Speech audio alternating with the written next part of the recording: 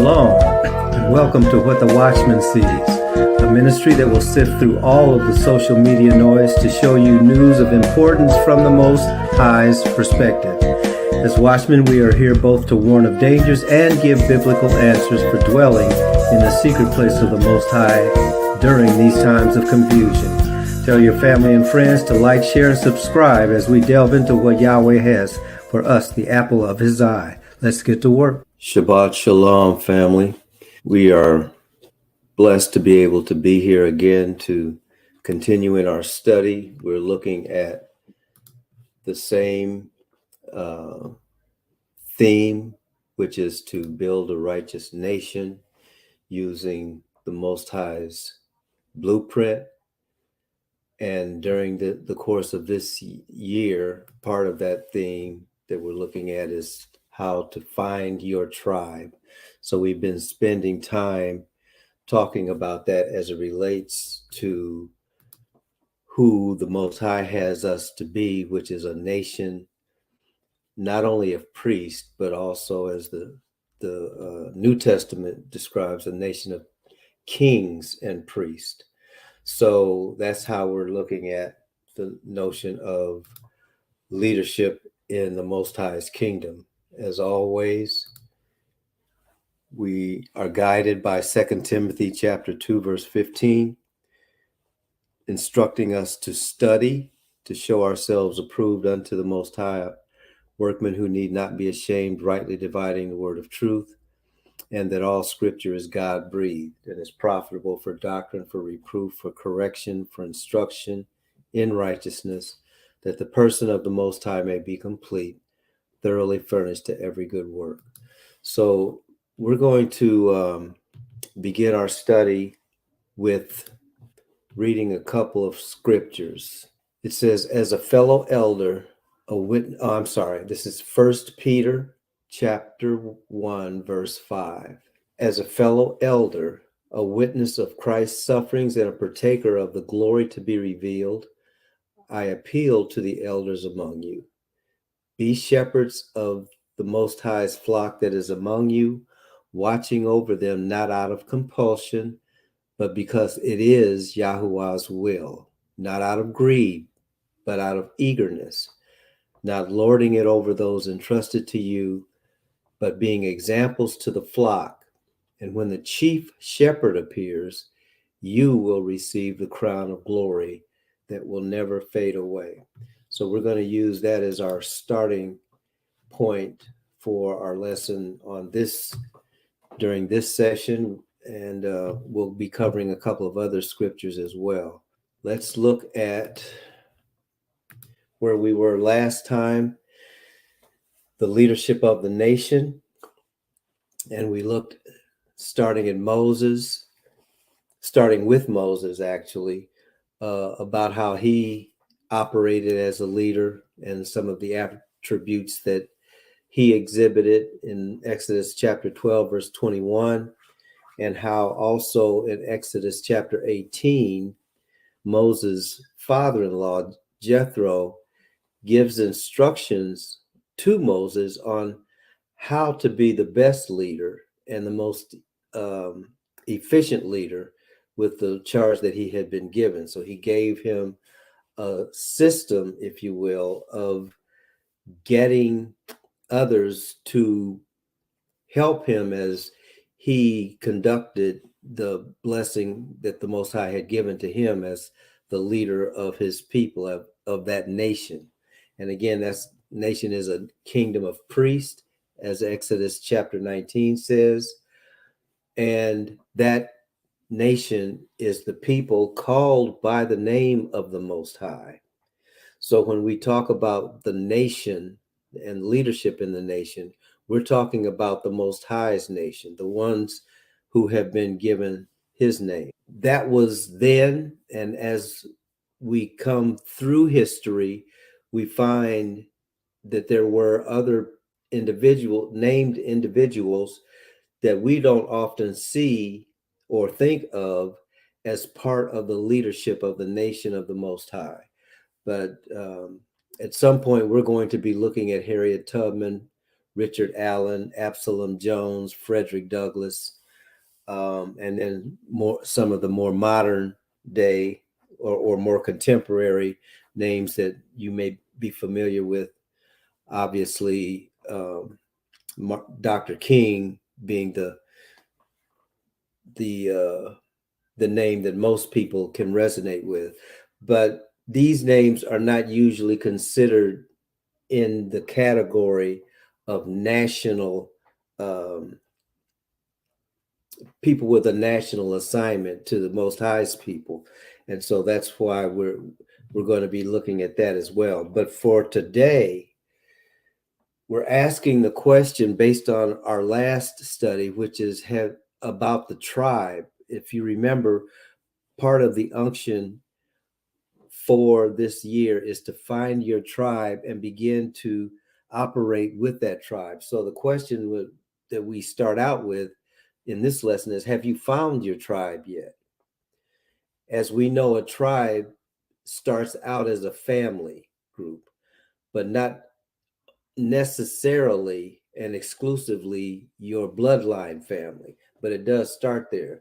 So if we were to go to Matthew chapter 12, verses 46 through 50, I think it actually is worth us doing that so that we can hear from Scripture and see in the Scripture how that relates to finding one's tribe.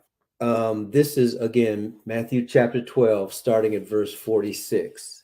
And it says, while he being Yeshua, yet talked to the people, behold, his mother and his brethren stood without, desiring to speak with him. Then one said unto him, behold, your mother and your brothers stand outside, desiring to speak with you, or stand without, desiring to speak with you. But he answered and said unto him that told him, who is my mother, and who are my brethren? And he stretched forth his hand toward his disciples and said, behold, my mother and my brethren, for whosoever shall do the will of my Father, which is in heaven, the same is my brother and sister and mother. So we wanted to start with that as our understanding of where the Most High is coming from. When we talk about find your tribe, we're talking about the same tribe that Yeshua identified, and he identified his disciples, and his disciples were identified as those who do the will of the Father. Okay, so now we'll go back and look once more. Matthew 12:46 just 46 just told us that whoever does the will of the Father is the tribe. Okay, now we also learned in the last couple of weeks how that group of tribes that were the children of Jacob, whose name was changed to Yasharal, those 12 tribes became a nation. So we're still looking at that same theme. And any nation must have leaders or elders. So who is to lead the tribe? The elders of the nation are to lead the tribe. And if you were to read the rest of Exodus chapter 12, where I'm sorry, Exodus chapter 18, where Moses is given those suggestions that turn into instructions to from his father-in-law. What we find is his father-in-law told him, okay, you get the word from the Most High like you always have, but then gather the elders of your nation, if you will, and give that to them. The way that Jethro described it, find people who will be the heads of thousands, who will be the head of hundreds, who will be the heads of 50s, who will be the heads of tens of people. And that's how you get the blessing of the Father, the blessing that the Father gave to you, to the rest of your nation. And it's the same blessing. So it's not one of those things where when one man tells whispers in another person's ear, and then you go around the circle and each one is supposed to whisper the same thing, but by the time it gets back around to the person who started it, it sounds nothing like what the person started. Well, this way ensures that that doesn't happen. So we're going to be looking at what actually constitutes an elder. Okay. Is age the only criteria? Okay. And by the way, according to the Hebrew word, which is zaken or zakain, it just means the old, and that can be either men or women. Now, most of the time in the nation, it is men, but Abraham and Sarah were both called by that Hebrew name. So both of them were elders. Okay. But it doesn't have to do with just those who are old. Okay. So we're going to be looking at First Peter. We're going to be looking at Titus, and we're going to be looking at First Timothy. Okay. Why are we looking at these three scriptures? It's because we're still underneath the study of how do you pick your leaders. And so we do know that the leader and the elder, in some cases, as we look at how the nation is to be configured, those words are synonymous. Okay. So if we were to go to First Peter chapter 5,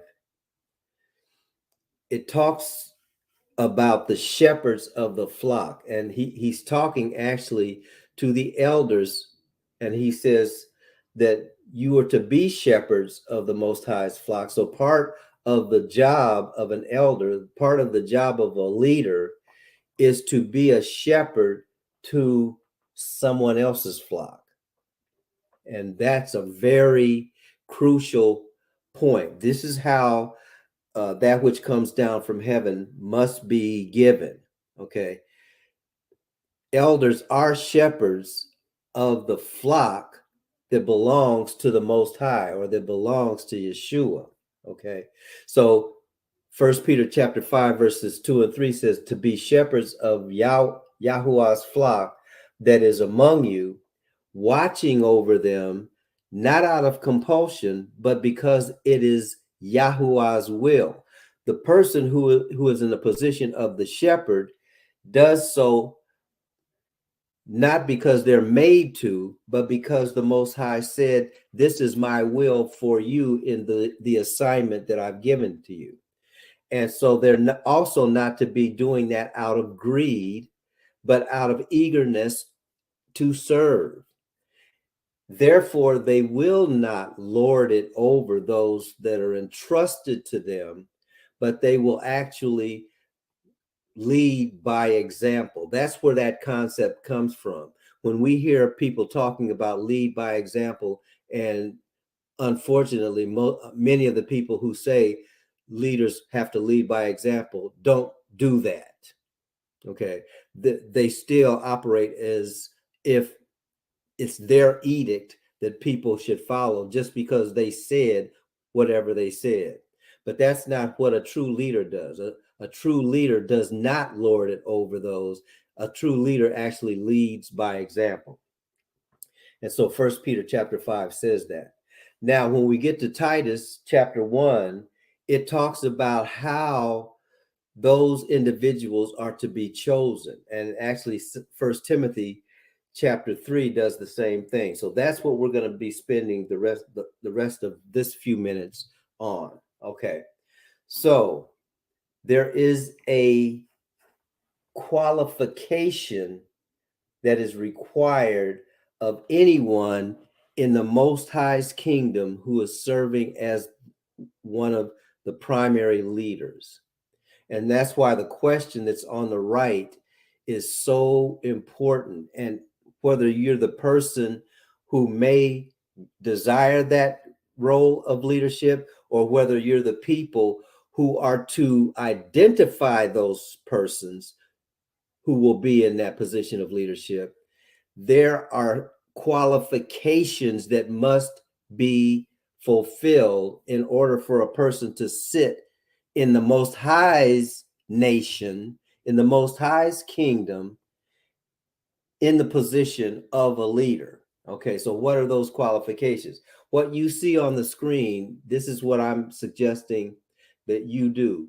You use this as your template for determining whether or not you have a biblically sanctioned individual in the position of leadership in your group of people.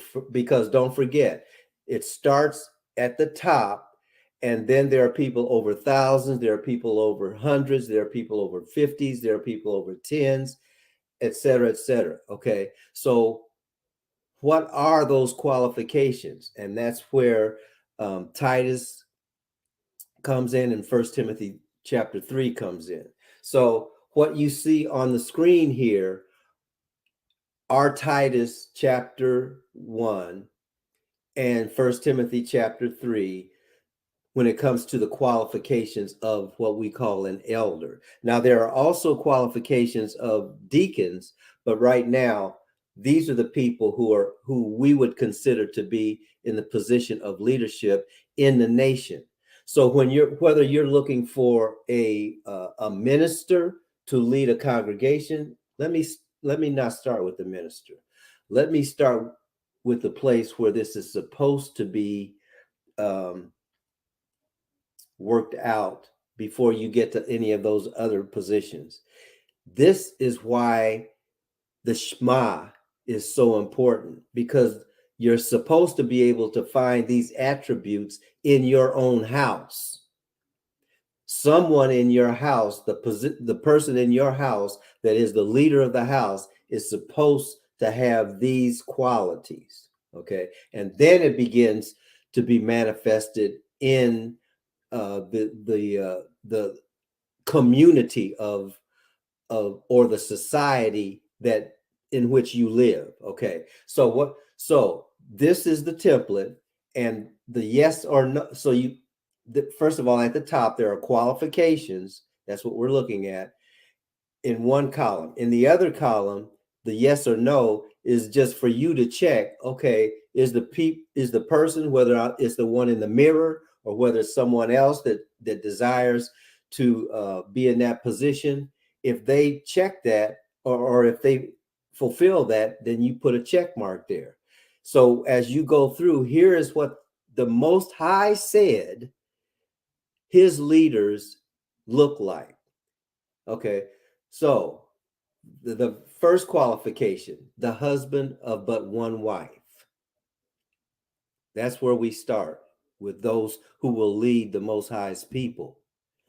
Having children who are believers. See, that's why we were saying what has to happen first is that these things have to be manifested in your own house. That's where it starts. The husband of one wife, children who are believers, and if the children are believers, they're also obeyers. So a true leader will have children who are also underneath the authority of that leader, and they live that way. In the King James Version, it says, who has faithful children. Okay, children who are full of faith, but also children who can be counted on to do what they're supposed to do. That's the kind of person that you pick as a leader, someone whose children can be observed doing that. That person is seen as the Most High's steward. A steward is a servant. So any leader is going to be a servant not just of the Most High, but of his household. That person is also to be above reproach. In other words, you have a good reputation. You're above the petty snipes, if you will. That person is to not be self-absorbed. Looking at the qualifications, can you check that off for yourself or for those who would lead you? Okay. Not quick-tempered. Leaders must be even-tempered to be a leader in the nation that the Most High is establishing. Not given to drunkenness, not violent, not greedy for money, hospitable, a lover of that which is good. And then it goes on to say an elder or a leader must be self-controlled, upright, holy. Now, the word holy, so that we're on the same page, means set apart. So that person has already seen a need to set themselves apart from the foolishness of the world so that they can be used by the Most High. So upright, holy, and disciplined. And that person will hold firmly to the faithful word as it was taught. Now, this is kind of far down the list, but that is so important. This concept of putting individuals in positions of leadership that have been underneath the tutelage of someone else that has given them very specifically the word that came down from heaven. So we're not talking about somebody who says, Jesus told me to tell y'all. That's not what this is talking about. It says, hold firmly to the faithful word as it was taught. So in essence, the elder had to have surrendered themselves to the discipline of someone who had already surrendered themselves and then was faithful to the words that that person taught them. Okay. A leader also encourages others by sound teaching. A leader is also able to refute those who contradict what that which comes down from heaven has said. But please notice that in the order, refuting those who contradict is at the bottom, not the top. So in our nation, when you look at what the nation needs to be in the center of the will of the Most High, the nation needs individuals who he can rely on to exhibit these traits. And once they can exhibit those traits, then they are qualified to be an elder. Now, this is where it gets to, we're talking about elders. It starts with elders. If you look up that word elder, it literally means to be old. Okay. But it's not talking exclusively about old. This is being old in the positive sense of the word, because when we are older, we can draw upon the experiences that we had when we were younger. Some of those experiences led us to conduct ourselves as these qualifications said. Some of our experiences led us away from conducting ourselves as these qualifications explain, but we learned from that and decided the qualifications are how I should live. Okay, so that takes time. It takes time to work with your own children and to pour life into your own children and pour responsibility and self-discipline, and all of these other attributes that we just talked about into your own children in order for you to be able to help someone else in their family. And so that's the whole purpose. So when we look from a religious mindset as to who is to lead the church, let's just talk about the church for a second. This is the pattern.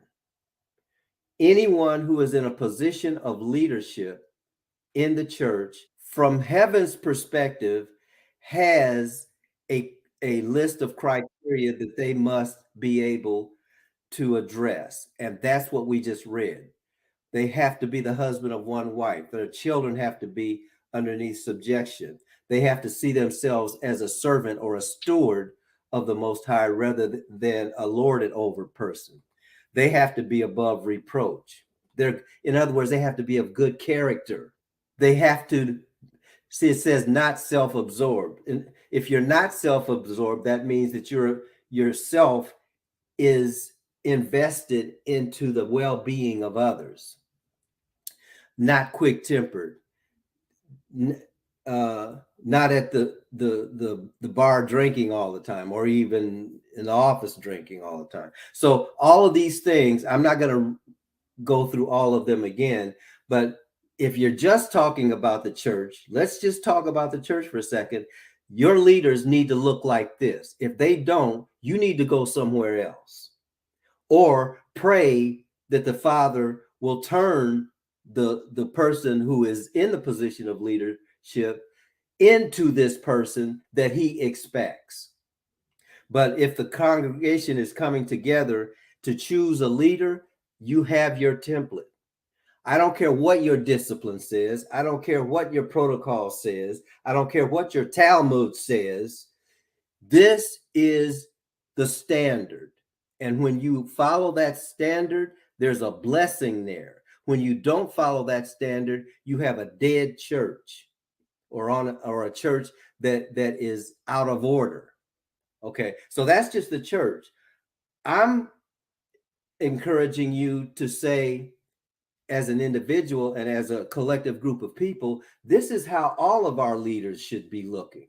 If it starts in the home, it shouldn't just stop at the church. It should also be exhibited in the mayor's office, or in the city council seat, or in the person who is in control of the city's budget, or the person who is in control of developing an educational program that will actually bring life and blessing to the children that they are over. When you find people like this and put them in our nation, in the positions that are needed in the nation, we will have a thriving nation. And that, brothers and sisters, is what is on the horizon for us as we move forward. So that's the blessing we have for this Shabbat. The Father bless you and keep you. The Father make his face to shine upon you and be gracious to you. The Father lift up his countenance upon you and give you his shalom.